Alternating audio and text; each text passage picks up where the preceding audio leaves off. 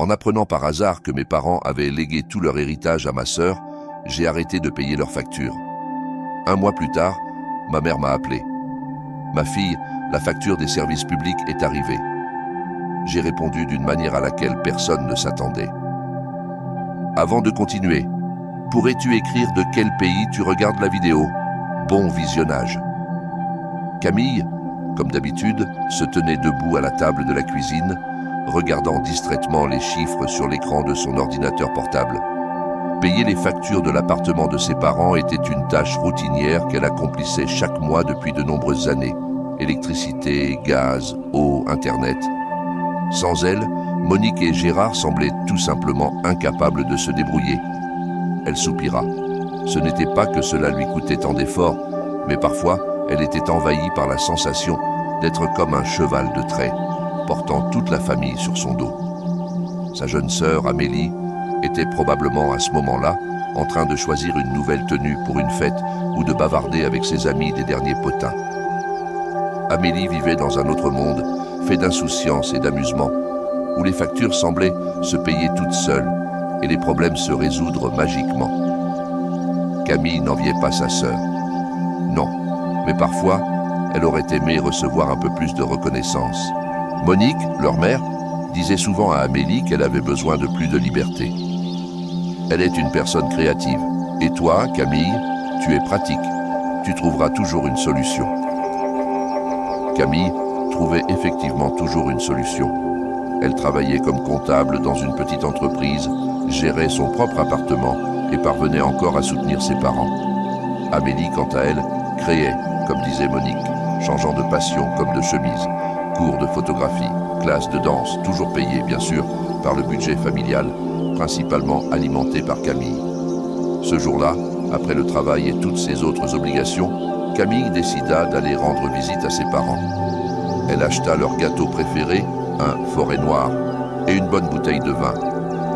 Elle voulait simplement s'asseoir avec eux, parler à cœur ouvert, se sentir membre de la famille, et non seulement un pourvoyeur de ressources. Quand elle entra dans l'appartement, Monique était occupée à la cuisine et Gérard, son père, était assis dans le fauteuil devant la télévision, comme toujours absorbé par une émission sportive. « Camille, ma chérie, entre !» s'exclama Monique joyeusement. « C'est si bon de te voir. »« Oui, ma fille, » ajouta Gérard en détournant un instant les yeux de l'écran. « Tu es un peu en retard aujourd'hui. »« Le travail, papa, » répondit Camille. La soirée se passa normalement. Ils prenaient le thé avec le gâteau, discutaient de l'actualité. Gérard râlait contre les politiciens. Monique racontait des anecdotes sur les voisins. Amélie, comme d'habitude, était absente. « Elle doit être occupée », pensa Camille, avec un léger pincement au cœur. Après le thé, Camille proposa d'aider sa mère à faire un peu de rangement. Monique accepta, et ensemble, elles commencèrent à vider la remise pleine de vieilleries. Camille n'aimait pas vraiment cette activité. La pièce était toujours poussiéreuse et exiguë. Mais Monique refusait obstinément de jeter les objets précieux, ses souvenirs d'une autre époque. C'est justement là, parmi les vieilles photographies, les lettres jaunies et autres reliques, que Camille tomba dessus. Une petite enveloppe portant l'inscription « Testament ». Sa curiosité prit le dessus. Elle savait que lire la correspondance d'autrui n'était pas correct, mais cette enveloppe semblait l'appeler, promettant de révéler un secret enfoui. Elle se retourna. Monique n'était pas là. Rapidement, Camille ouvrit l'enveloppe et déplia le document. Son cœur se mit à battre à tout rompre. À mesure qu'elle lisait, l'horreur montait en elle. Le testament disait, de manière claire et sans équivoque, que tous les biens de Monique et Gérard, y compris l'appartement, les comptes bancaires et la maison de campagne, seraient transmis en propriété exclusive à Amélie Gérard. Autour d'elle, le monde sembla vaciller. Camille ressentit une montée de colère, de ressentiment et une profonde déception. Comment avait-il pu?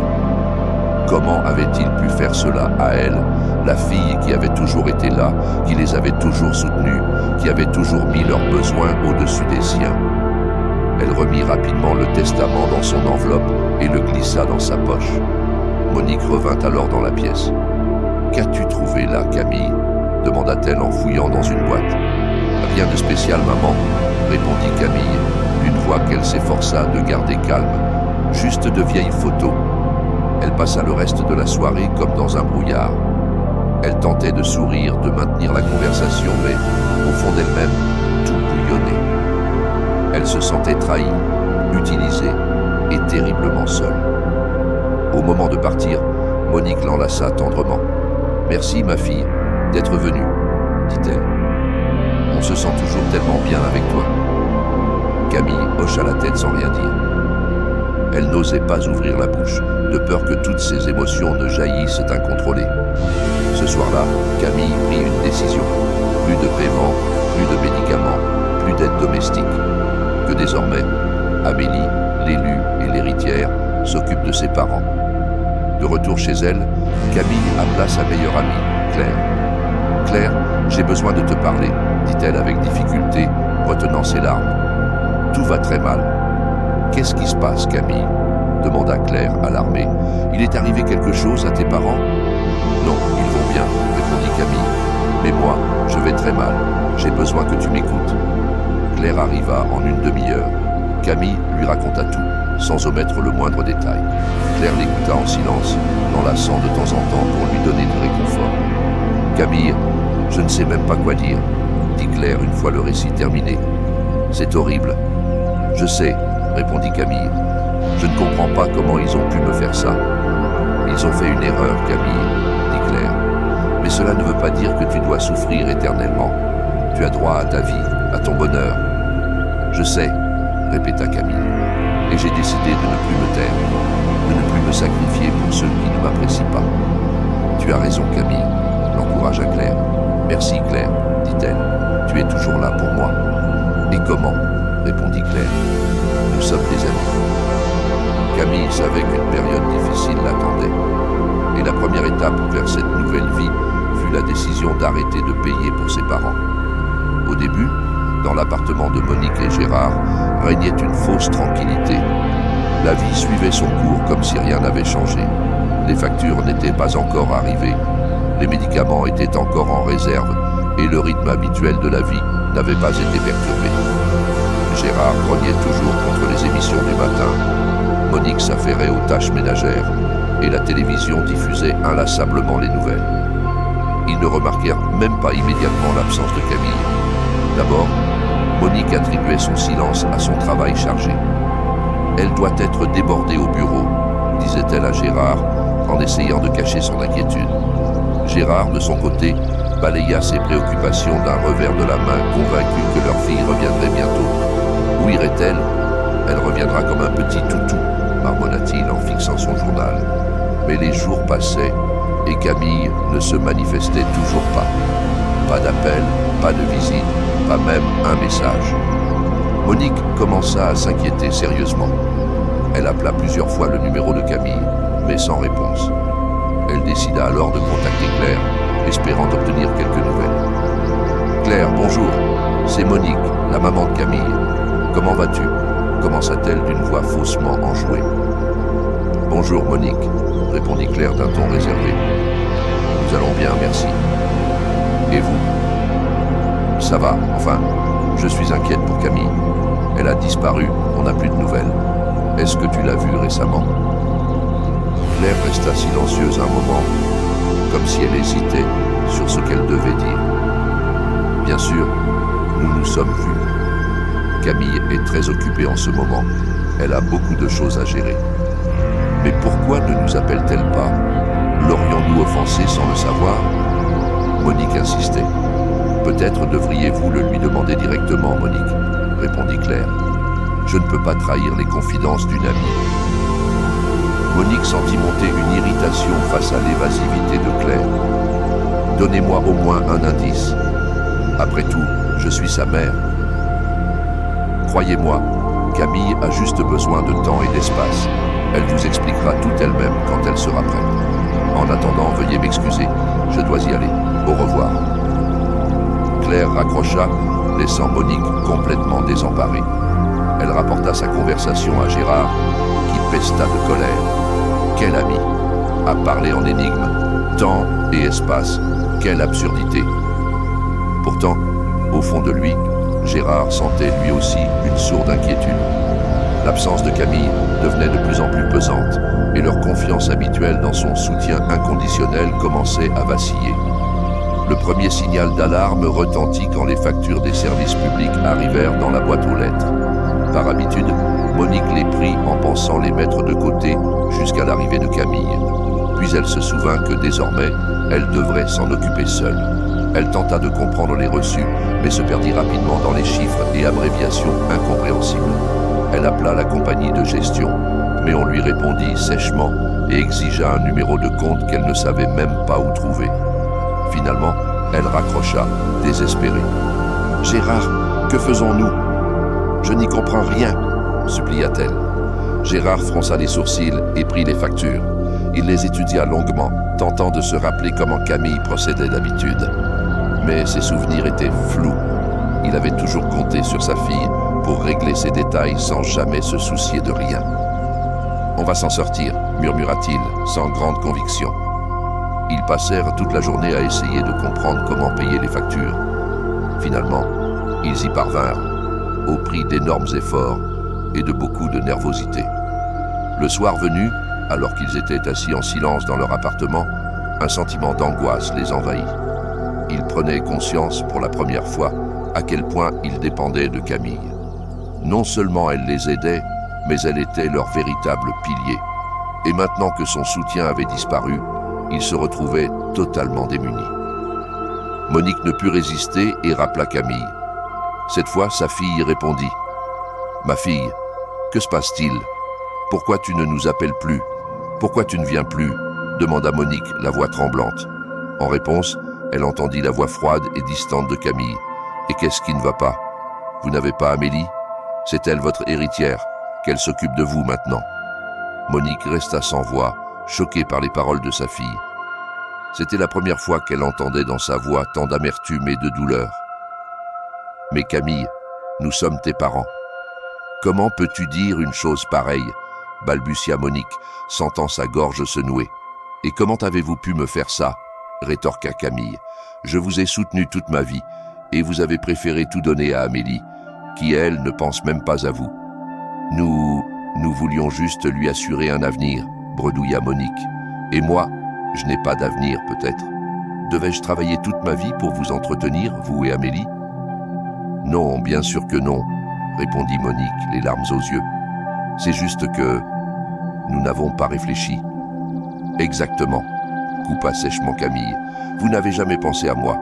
Maintenant, débrouillez-vous. Je ne financerai plus rien. » Camille raccrocha, laissant Monique en pleurs.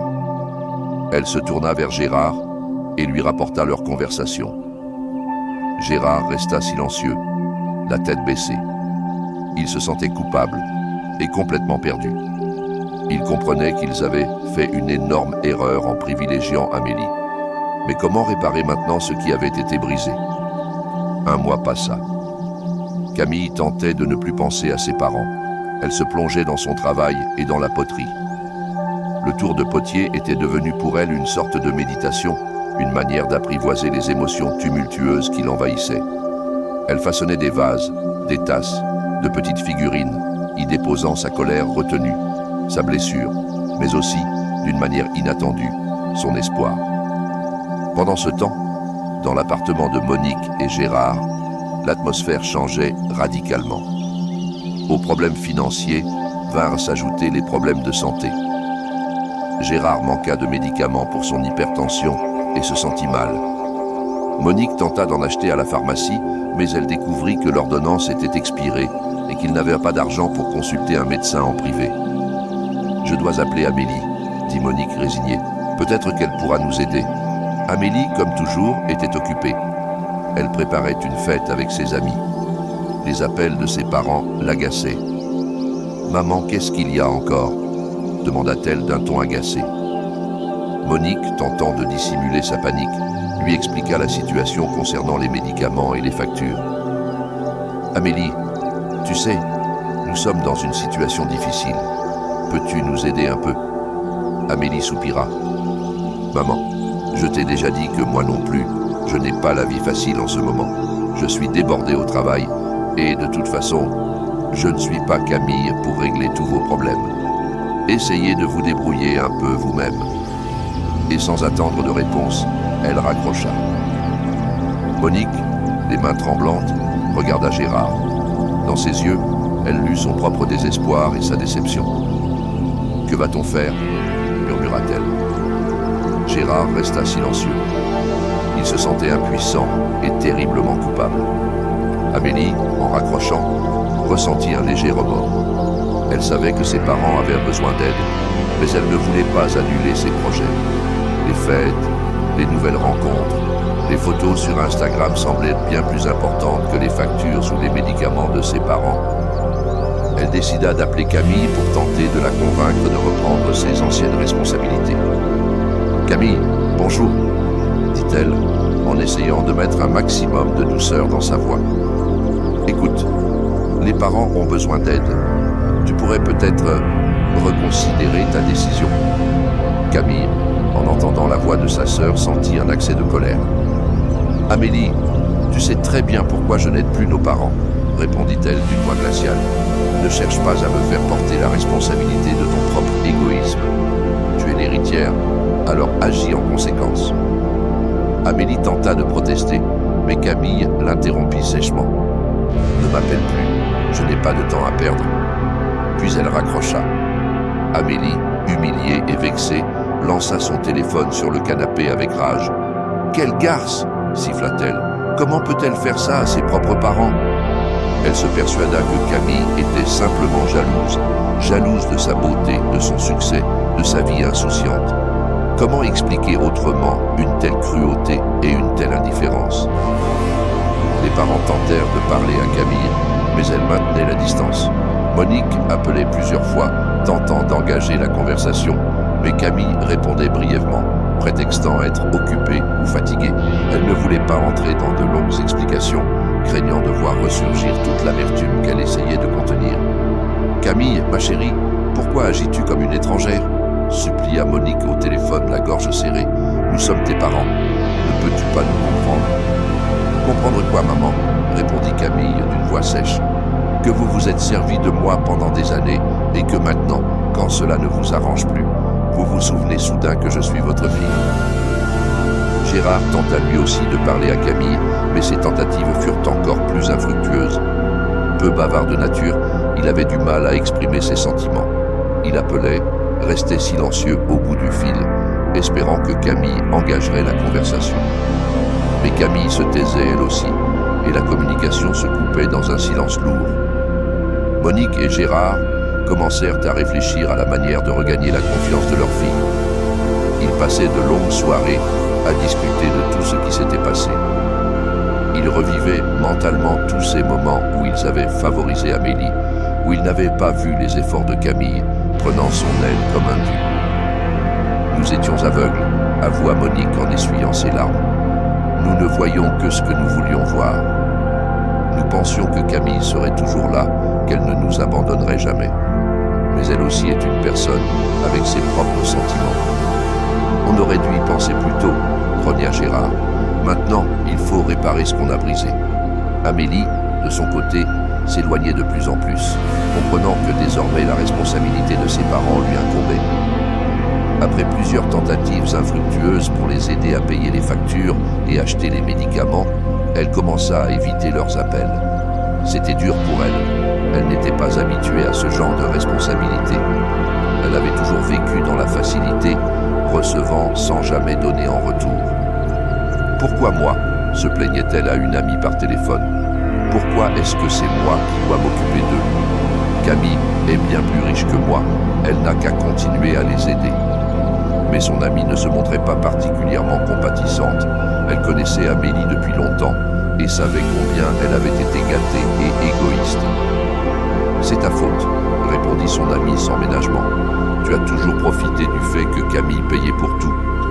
Et maintenant qu'elle a arrêté, tu te vexes. C'est un peu facile. » Amélie, furieuse, raccrocha. Elle se sentait acculée. D'un côté, elle ne voulait pas assumer la charge de ses parents. De l'autre, elle comprenait que si elle ne faisait rien, ils seraient complètement abandonnés. Camille, elle, se sentait libre pour la première fois depuis longtemps. Pourtant, au fond d'elle, la douleur de la trahison persistait. Elle continuait à fréquenter ses cours de poterie, où elle trouvait réconfort et un exutoire à ses émotions. Claire la soutenait dans tout ce qu'elle entreprenait. Elle voyait comment Camille changeait, devenant plus forte, plus indépendante. Elle s'en réjouissait, tout en sachant que son amie avait encore besoin de temps pour guérir. « Ne leur en veux pas pour toujours », lui disait souvent Claire. « Ce sont tes parents. Ils ont fait une erreur, mais ils l'ont reconnue. Donne-leur une chance de se racheter. » Camille restait silencieuse. Elle savait que Claire avait raison, mais pardonner lui était encore difficile. Le ressentiment avait trop profondément enraciné son cœur. Ses parents, de leur côté, décidèrent finalement de modifier leur testament. Mais Camille ne se précipitait pas pour leur accorder son pardon. Un jour, Monique l'appela pour lui annoncer la nouvelle. « Camille, nous avons tout réécrit, dit-elle d'une voix douce. Désormais, tout sera partagé également entre toi et Amélie. Nous avons compris que nous avons été injustes envers toi. » Camille écouta en silence puis répondit. « Le problème n'a jamais été l'héritage, maman. Le problème, c'est que vous ne m'avez jamais vraiment valorisé. Vous preniez mon aide pour acquise, alors qu'Amélie recevait des louanges simplement pour exister. J'ai besoin de temps pour digérer tout ça. » Malgré la lutte intérieure, Camille sentit peu à peu la glace fondre en elle. Elle voyait les efforts sincères de ses parents pour réparer leurs fautes, combien il leur était difficile de vivre sans son aide. Elle sentait que, lentement, sa colère cédait la place à une forme de compassion. Un soir, alors que Camille travaillait sur sa poterie, Amélie l'appela. Sa voix tremblait, pleine d'émotion et de panique. « Camille, c'est très grave, papa va mal, » dit Amélie. « Il a besoin d'une opération urgente et nous n'avons pas l'argent nécessaire. S'il te plaît, aide-nous. » Camille resta immobile, serrant un morceau d'argile entre ses mains. Elle savait que Gérard souffrait de problèmes cardiaques depuis longtemps, mais elle n'imaginait pas que la situation était devenue critique. « Que s'est-il passé ?» demanda Camille, en essayant de garder son calme.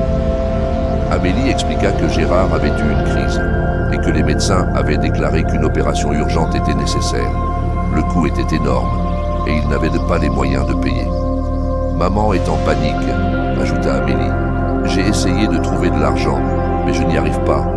S'il te plaît, Camille, aide-nous. » Camille resta silencieuse, digérant ce qu'elle venait d'entendre. Elle savait que la vie de son père dépendait de sa décision. Elle aurait pu refuser et les laisser se débrouiller, et Gérard serait peut-être mort. Mais elle savait aussi qu'en aidant, elle risquait de redevenir celle sur qui tout reposait, celle dont on attendait tout sans reconnaissance. « Je vais y réfléchir », répondit-elle simplement avant de raccrocher. Dans son âme, deux sentiments se livraient bataille. Le ressentiment envers ses parents pour leur injustice passée et l'amour pour son père qu'elle ne voulait pas perdre. Finalement, c'est l'amour qui l'emporta. Camille décida d'aider son père. Elle savait que ce serait difficile, qu'elle devrait peut-être encore affronter de l'ingratitude, mais elle ne pouvait pas agir autrement. Elle rappela Amélie et lui annonça qu'elle aiderait à réunir l'argent nécessaire pour l'opération. Amélie poussa un soupir de soulagement et la remercia avec effusion.